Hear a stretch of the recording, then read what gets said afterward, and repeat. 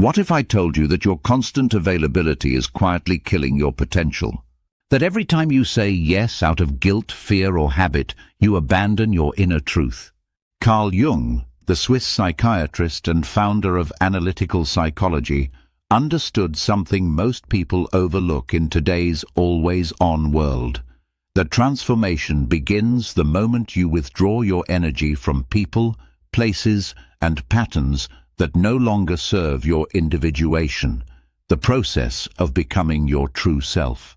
When you stop being available to everything and everyone, you trigger a fundamental shift, not just in your outer world, but in your psyche. You no longer dilute your energy across trivial distractions. You no longer dance the dance of obligation that leaves your soul exhausted. Instead, you begin to realign with what Jung called the self, the deeper intelligence that knows who you are, what you need, and why you're here. We live in a culture that praises busyness, accessibility, and constant interaction. We are encouraged to reply immediately, to always be on, to perform roles and meet expectations, whether they align with our true nature or not. But Jung understood that the psyche doesn't thrive in chaos. It needs space, silence, withdrawal.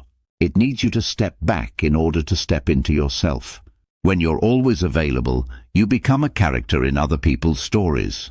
You get pulled into their projections, their wounds, their needs, and slowly, almost imperceptibly, you lose your own voice, your own center. You become what Jung called a persona, a mask you wear for the world, while the true self waits silently in the background. So what happens when you stop? Everything. At first, the world resists. People who are used to your instant replies may call you selfish. You may feel guilt, even fear.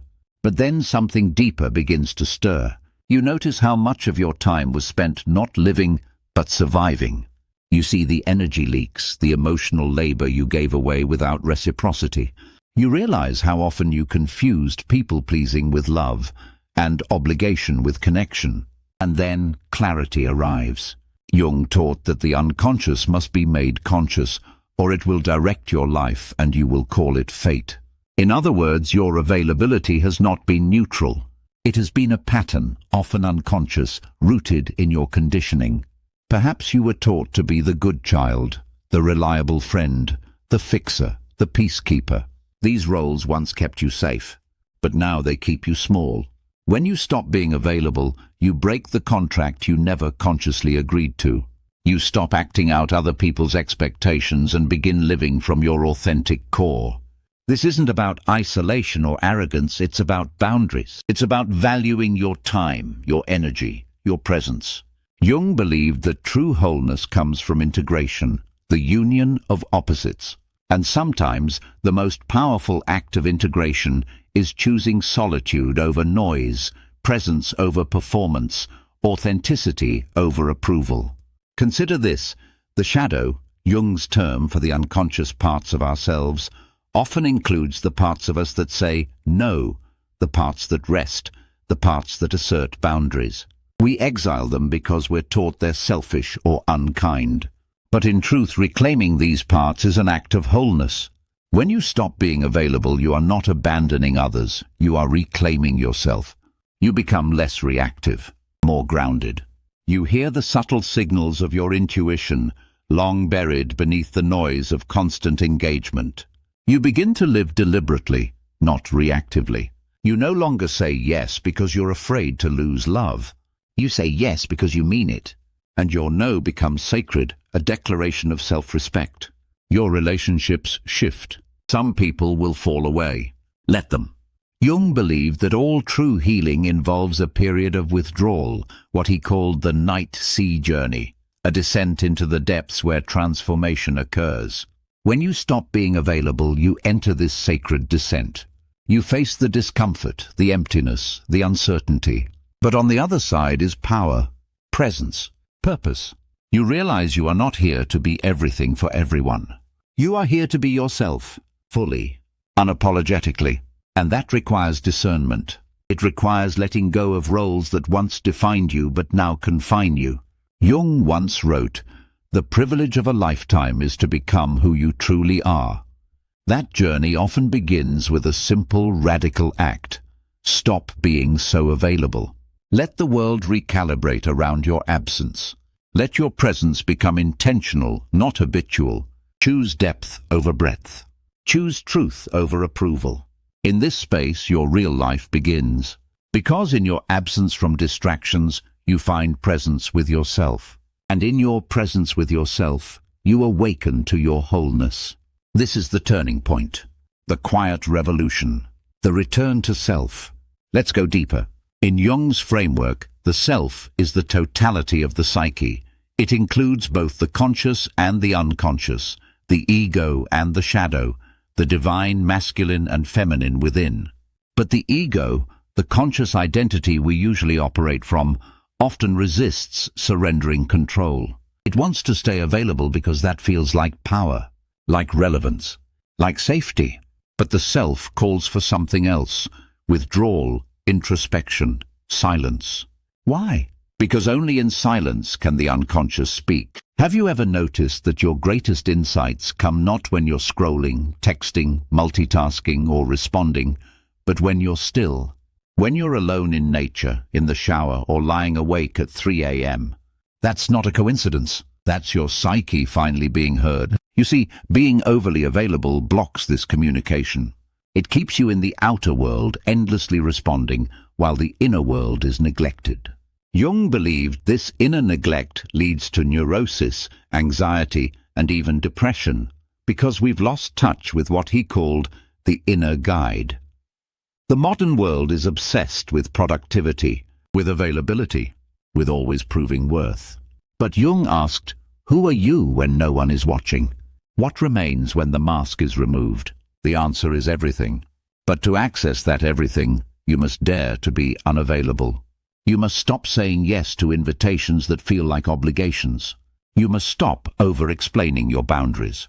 You must stop believing that your worth is measured by how much you do for others. This is not about becoming cold. It's about becoming whole. Let's talk about individuation, the core of Jung's psychology.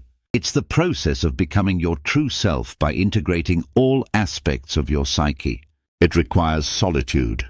It requires discernment. It requires letting go of your availability so you can attune to your inner life. As you individuate, your values change. Your tolerance for noise, drama, and shallow conversation decreases. You crave depth, honesty, simplicity. You begin to see through the masks others wear, and you no longer feel compelled to wear your own. This is where everything begins to change. Because when you stop being available, the universe sees that as a signal. It rearranges itself around your new vibration. Suddenly, you attract different people, more aligned experiences, opportunities that reflect your authenticity, not your performance. You stop getting invited into situations that drain you because you've energetically said, I'm no longer available for that. And the world listens. Your availability has always been a form of communication, an energetic agreement. By changing it, you change your agreements. You redefine what you allow into your field. This creates space, and in that space magic happens. Clarity arises. Creativity awakens. Peace returns. You no longer live by default, you live by design. You are no longer pulled, you choose. This is liberation. And yet, it can be lonely. Many people fear withdrawing because they fear loneliness. But Jung believed that solitude is not the absence of people, it is the presence of self. In solitude, you meet the parts of yourself that have been waiting to be seen.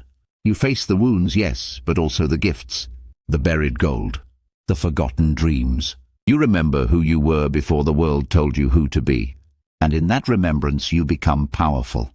This is not a quick fix. It is a lifelong journey.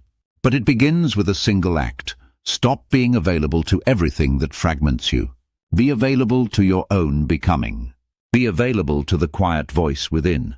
Be available to the mystery, the myth, the magic of your unfolding. Jung's work teaches us that the psyche is a living system. It wants wholeness. It wants integration. But it cannot guide you if you are constantly distracted, constantly performing, constantly responding. The ego thrives on noise. The self thrives in silence. So stop. pause, withdraw. Not forever, but long enough to realign. Long enough to hear your truth again.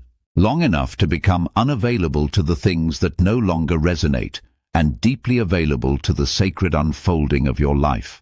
Because everything changes when you do. The world outside you shifts when the world within you is honored. The more unavailable you become to noise, chaos, and expectation, the more available you become to wisdom, peace, and purpose. This is the paradox. Your absence is your power, because in your absence the true you is finally present.